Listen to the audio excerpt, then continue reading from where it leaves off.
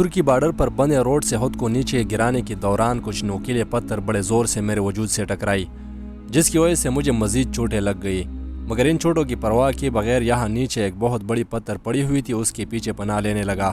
مگر یہ ایک موڑ سا تھا جہاں میں نے پناہ لی ہے، اور اگر آرمی کا ٹینک میرے پیچھے گزرے تو اس طرف میرے سامنے سے گزرے گا، جو کہ 100% خطرہ تھا کہ ان کا نظر مجھ پر پڑ جائے گا اور میں پکڑا جاؤں گا۔ اور دوسری بات یہ کہ اوپر سے گرتے ہوئے میرے ٹوٹے ہوئے پیر کسی چیز سے ٹکرائی ہے، درد جو کہ مجھے رکنے ہی نہیں دے رہا تھا، اور مجبوراً وہاں سے چل پڑا اور تھوڑا سا آگے جا کر ایک اور پتھر کے پیچھے لیٹ گیا، مگر پیروں میں درد کی شدت کی وجہ سے برداشت نہیں کر پایا اور بجائے رکنے سے چلنا مناسب سمجھا۔ اس دوران میرے بائیں طرف بجلی کے بڑے کھمبے کی طرح ایک بڑا کھمبا کڑا ہے، جو کہ مجھ سے عین کچھ میٹر کے فاصلے پر ہے، مگر اچھی خبر یہ ہے کہ اس میں اوپر آرمی کا کوئی جوان موجود نہیں تھا اور میں اپنا سفر جاری رکھنے میں کامیاب ہونے لگا، مگر اس دوران میرے دونوں پیر ٹوٹ چکے ہیں اور میں اپنے ہاتھ کے ہتھیلیوں اور گھٹنوں کے بل کسی جانور کی طرح ایسی صحرائی گھاس میں آگے کی طرف بڑھ رہا ہوں، اور گھٹنوں کے بل 10 منٹ کا فاصلہ طے کر کے آگے مجھے اسی گھاس کے درمیان وہی کنڈ تار ملا جو کہ میں نے اوپر سے دیکھا تھا، مگر اس تار کو ٹچ کرتے ہی مجھے کہیں دور سے گاڑی کی آواز سنائی دی اور میں سمجھ گیا کہ یہ آرمی کا ٹینک ہے اور بارڈر پر گشت کرتے ہوئے میری طرف بڑھ رہے ہیں،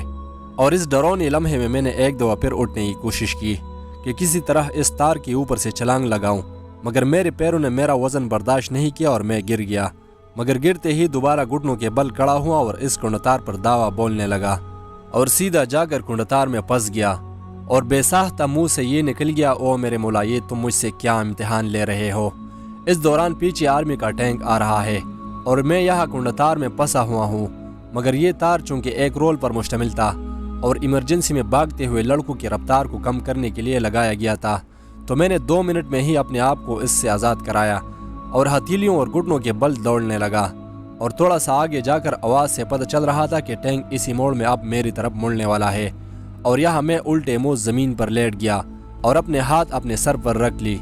اس دوران میرے پینٹ کا کلر یہاں پڑے ہوئے پتھروں کی طرح ہے اور میرے شرٹ کا کلر بلیک ہے، جو کہ مجھے ڈر لگ رہا تھا کہ اس پیلے گھاس میں میرا بلیک شرٹ یہ لوگ دیکھ لیں گے اور شاید میں پکڑا جاؤں گا، مگر آپ یقین نہیں کر پائیں گے کہ یہ ٹینک میرے سامنے سے بالکل قریب سے گزرتے ہوئے اوپر کی طرف چلا گیا اور اوپر جا کر اس موڑ میں مڑ گیا، مگر ان کی نظر مجھ پر نہیں پڑی، اور جیسے ہی یہ ٹینک اوپر کی طرف چلا گیا تو میں سمجھ گیا کہ اب وہ واپس آئے گا، تو جلدی میں اپنا کالا شرٹ نکال کر نیچے پیلا شرٹ پہنا ہوا تھا وہ اوپر کر کے بلیک شرٹ نیچے پہن لیا، مگر میں اس وقت بارڈر اور پرانے روڈ کے بیچ پڑا ہوا ہوں، اور اگر ان کا نظر مجھ پر پڑ گیا تو بہت جلد پکڑا جاؤں گا، اور ایک دفعہ پھر گھٹنوں کے بل دوڑنے لگا اور اس پرانے روڈ کو کراس کرنے میں کامیاب ہو گیا، اور اس روڈ کو کراس کرتے ہی وہ ٹینک واپس آ گیا، اور ایک دفعہ پھر میں زمین پر الٹے منہ لیٹ گیا اور اپنے ہاتھ اپنے سر کے اوپر رکھ لی، اور یہ ٹینک میرے قریب سے گزر گیا، مگر اس دفعہ بھی مجھ پر نظر نہیں پڑی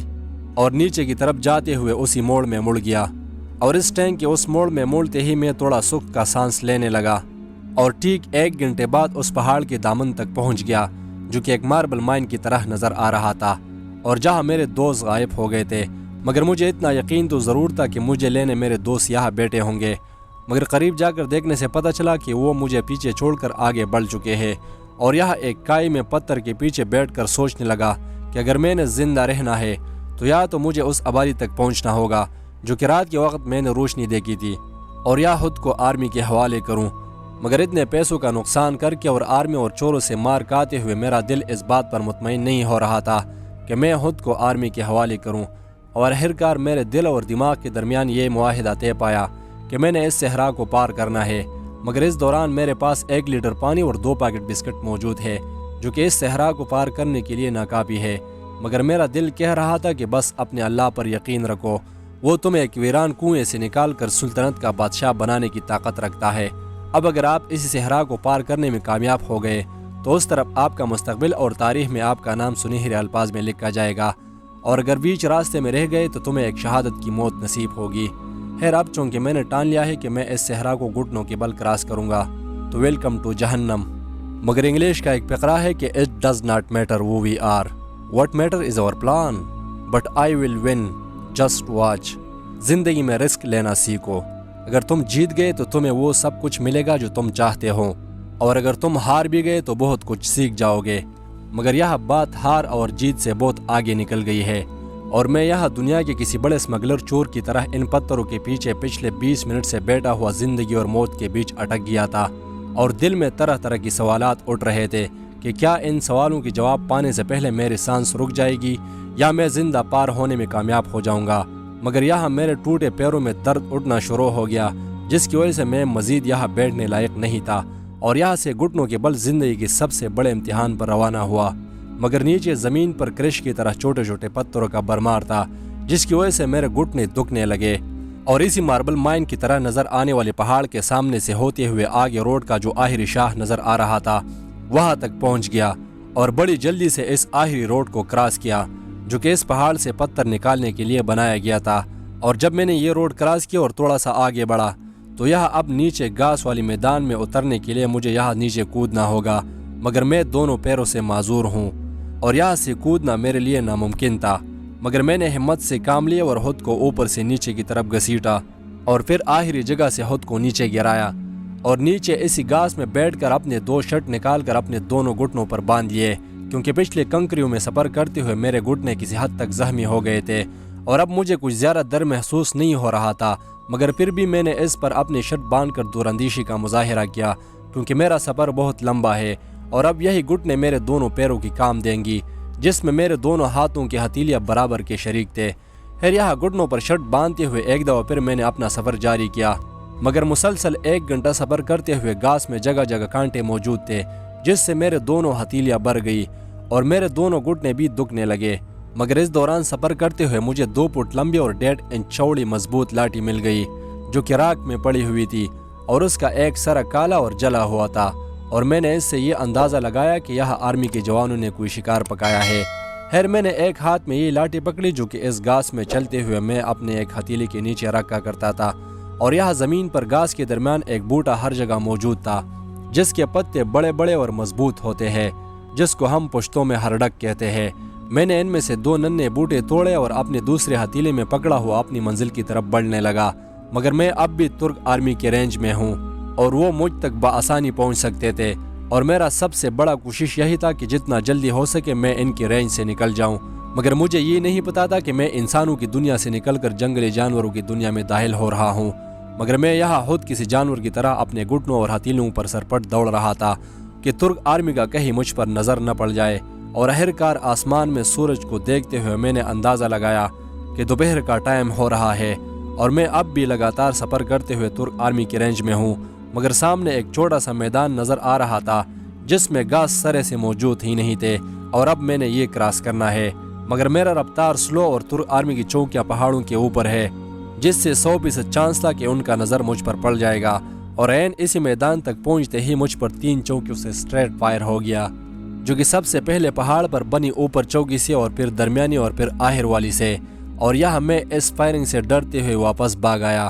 کیونکہ یہاں اس میدان میں چھپنے کے لیے کوئی چیز موجود نہیں تھا، اور واپس بھاگ کر ایک بڑی پتھر کے پیچھے پناہ لینے پر مجبور ہو گیا۔ مگر مجھے اتنا پتہ تو چل گیا کہ ترک آرمی نے مجھے دیکھ لیا ہے، اور یہاں اس پتھر کے پیچھے بیٹھا ہوا پچھلے آدھے گھنٹے سے میں اپنے حشر کا انتظار کرنے لگا، اور مجھے یقین تھا کہ ترک آرمی میرے پیچھے ضرور آئے گی، مگر یہاں میرے ٹوٹے پیروں میں درد اٹھنے لگا اور مجھ سے رہا نہیں گیا، اور ایک دفعہ پھر سفر پر روانہ ہوا۔ مگر جب میں اس میدان کے درمیان تک پہنچ گیا تو ایک دفعہ پھر 3 چوکیوں سے فائرنگ شروع ہو گئی، اور میں اللہ میاں کے گائے کی طرح اپنا سر نیچے کر کے آگے کی طرف بڑھنے لگا، مگر مجھے اتنا تو ضرور معلوم ہو گیا تھا کہ ان لوگوں نے مجھے دیکھ تو لیا ہے، مگر اگر مجھے پکڑنا چاہتے تھے تو کب کا پکڑ چکے ہوتے، مگر شاید ان کو پتہ چل چکا ہوگا کہ ان کے پیر ٹوٹے ہوئے ہیں، تو لہٰذا ان کو پکڑنے کی بجائے آگے کی طرف دوڑا دیا جائے، اور ان لوگوں نے ایسا ہی کیا کہ جب میں تک کر بیٹھ جاتا تھا تو وہ سامنے سے فائرنگ کرتے۔ یہ لوگ مجھے اس جنگلی جانوروں کو بطور کانا پیش کر رہے تھے،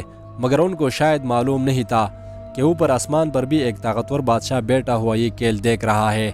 خیر یہاں اس صحرا میں سفر کرتے ہوئے مجھے ایک راستہ مل گیا جو کہ آگے کی طرف بڑھ رہا تھا، اور ایسا معلوم ہو رہا تھا کہ یہ راستہ کسی وقت میں انسانوں کے استعمال میں کچھ زیادہ ہی رہا، اور جب یہاں اس بارڈر پر دیوار نہیں بنا تھا تو ڈنکی میں مسافر اسی راستے میں ترکی میں داخل ہوتے تھے، اور مجھے پتہ اس سے چلا کہ راستے میں جگہ جگہ پٹے ہوئے جوتے، پٹے ہوئے کپڑے اور ساتھ ساتھ بے شمار بوتل پڑے ہوئے تھے، اور ان بوتلوں میں سے ایک بوتل میں نے اپنے ساتھ لے لیا اور فریس کر کے اپنے ایک ہتھیلے کے نیچے بطور جوتا رکھنے لگا، کیونکہ اس ہتھیلے کے نیچے میں نے جو بوٹا رکھا ہوا تھا وہ بار بار گھس گھس کر ختم ہو جاتا تھا اور مجھے مزید بوٹا توڑنا پڑتا، جو کہ یہاں تک پہنچتے ہوئے مزید بوٹے نہیں مل رہے تھے۔ اور راستے میں جتنے بھی لوگوں کے پھینکے ہوئے پٹے کپڑے ملے میں نے اپنے ساتھ اٹھائے اور اپنے دونوں گھٹنوں پر بہت سارے کپڑے باندھ لیے، جس سے مجھے سفر میں تھوڑا راحت محسوس ہونے لگا۔ خیر اب میرے ایک ہتھیلی کے نیچے پلاسٹک کا بوتل اور دوسرے کے نیچے مضبوط لاٹھی، جو کہ کسی بھی جانور سے اچانک حملے کے دوران میرا ہتھیار تھا، اور گھٹنوں پر بہت سارے کپڑے باندھتے ہوئے سرپٹ اپنی منزل کی طرف بڑھنے لگا۔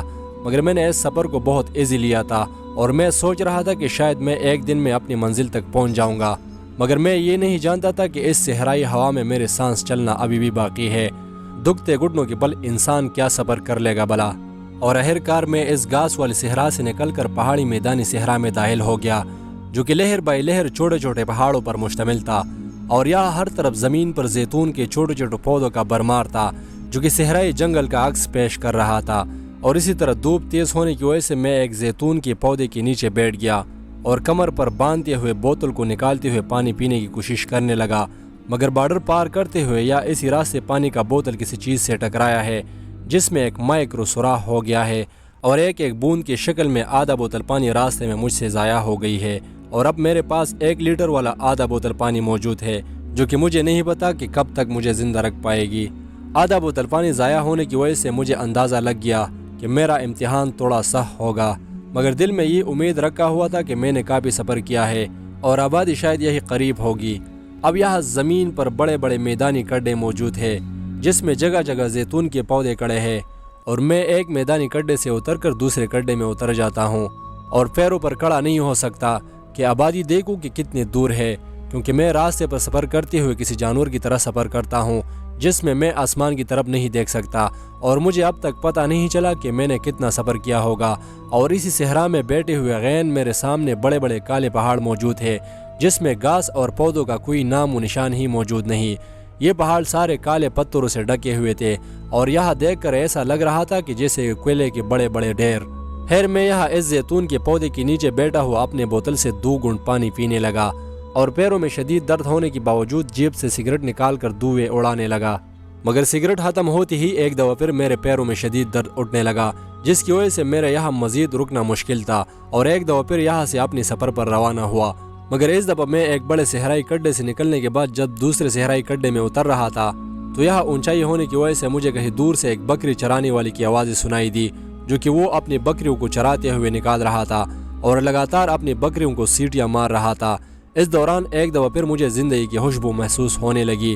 اور اپنے گھٹنوں کے بل چرواہے کی طرف دوڑنے لگا، مگر اس دوران مجھے یہ پتہ نہیں چلا کہ یہ سیٹی کی آوازیں کہاں سے آ رہی ہے۔ بس اتنا تو ضرور معلوم تھا کہ میں جس طرف جا رہا ہوں چرواہے کی آوازیں بھی اس طرف سے آ رہی ہے۔ خیر 1 گھنٹہ لگاتار سفر کرنے کے بعد دور کسی پہاڑ میں مجھے چرواہے کی بکریاں نظر آئی، جو کہ چرتے ہوئے میری طرف بڑھ رہی تھی، مگر یہاں ارد گرد پہاڑوں کو دیکھتے ہی دیکھتے ایک دم بادلوں نے گھیر لیا، سورج آسمان سے غائب ہو گیا اور ہلکی ہلکی مائکرو بارش شروع ہو گئی۔ بارش کی بوندیں اتنی ہلکی کہ میرے کپڑوں کو گیلا تر ہی نہیں کر پایا، مگر ہوا کی رفتار میں تبدیلی آ گئی اور موسم نہایت ٹھنڈا ہونے لگا، جو کہ میرے پیروں کے لیے کسی عذاب سے کم نہیں تھا۔ مدد کی پکار۔ خیر اس دوران میں بارش کو دھیان میں لائے بغیر چرواہے کی طرف دوڑ رہا تھا، کیونکہ اس جنگل نما خطرناک صحرا میں وہ ہی تھا جو کہ میرا مدد کر سکتا تھا۔ اب مجھے نہیں پتا کہ اس دوران گھٹنوں کے بل دوڑتے ہوئے میں نے کتنا سفر کیا ہوگا، مگر آخرکار جب وہ چرواہا پہاڑوں سے اپنی بکریوں کو نیچے میدان میں اتار رہا تھا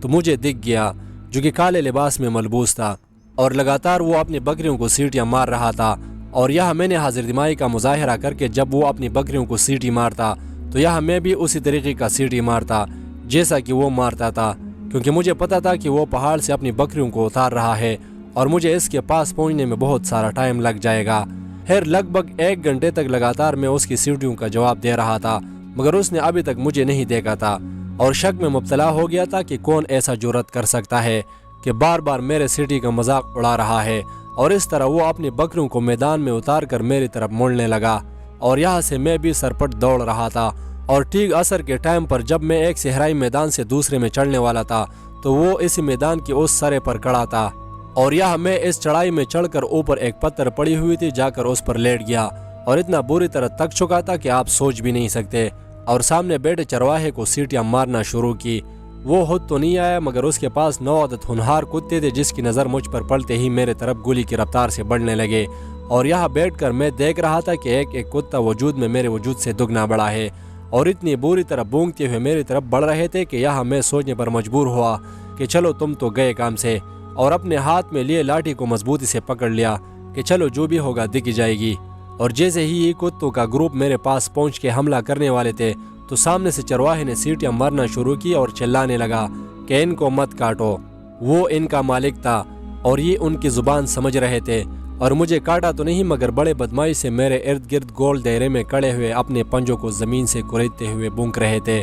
جیسے کہ ان کو کسی نے باندھ کے رکھا ہو، اور یہ لازمی رسی توڑنا چاہتے تھے۔ مگر یہاں میرا ایک تجربہ ضرور ہو گیا کہ کسی بھی حملہ جانور سے کبھی بھی مت بھاگنا، ورنہ یہ تم کو مزید بھاگنے پر مجبور کر دے گا، اور اس کی آنکھوں میں آنکھیں ڈال کر کھڑے رہنا، مگر یہ فارمولہ ہمیشہ ان جانوروں پر اپلائی کرے جو کہ دانتوں سے کاٹتے ہیں نہ کہ سینگوں سے مارنے والے۔ خیر یہاں ان کتوں کے درمیان میں بیٹھا ہمیں لگاتار وہی دعا پڑھ رہا تھا جس سے کتے نیوٹرل ہو جاتے ہیں، اور میں چونکہ بھاگ نہیں سکتا تھا تو ان کی طرف سے مجھے کوئی تکلیف نہیں پہنچی، اور آخرکار کچھ دیر بعد چرواہا میرے پاس پہنچا جو کہ اکیلا نہیں تھا، اور ان کے پاس ایک اور شخص بھی موجود تھا جو کہ شاید اس کا بھائی تھا، اور آتے ہی میرے پاس نہیں آئے بلکہ مجھ سے 10 گز دور کھڑا ہو کر پوچھنے لگا کہ تم کون ہو۔ میں نے اس کو اشاروں اور کچھ ٹوٹی پھوٹی فارسی میں سمجھایا کہ میں ایک مسافر ہوں اور میرے دونوں پیر ٹوٹ چکے ہیں، کیا آپ میرا مدد کر سکتے ہو؟ یہ ایک کرد باشندہ تھا جو کہ تھوڑی بہت فارسی سمجھ سکتا تھا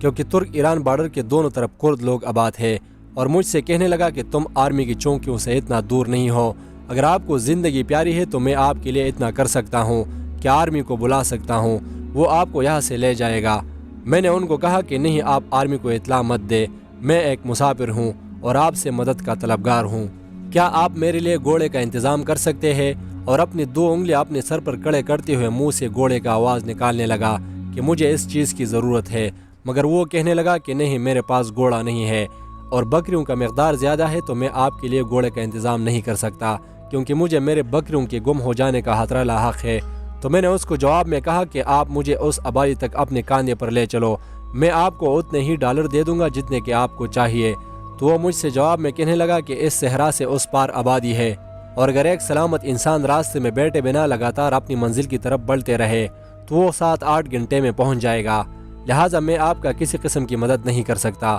اور اپنے کتے یہاں سے لیے روانہ ہو گئے، اور یہاں ان چرواہے کے ساتھ مذاکرات ناکام ہوتے ہی مجھے اپنے وجود پر موت سے روبرو ہونے کے اثرات نمودار ہوتے ہوئے دکھنا شروع ہو گئے۔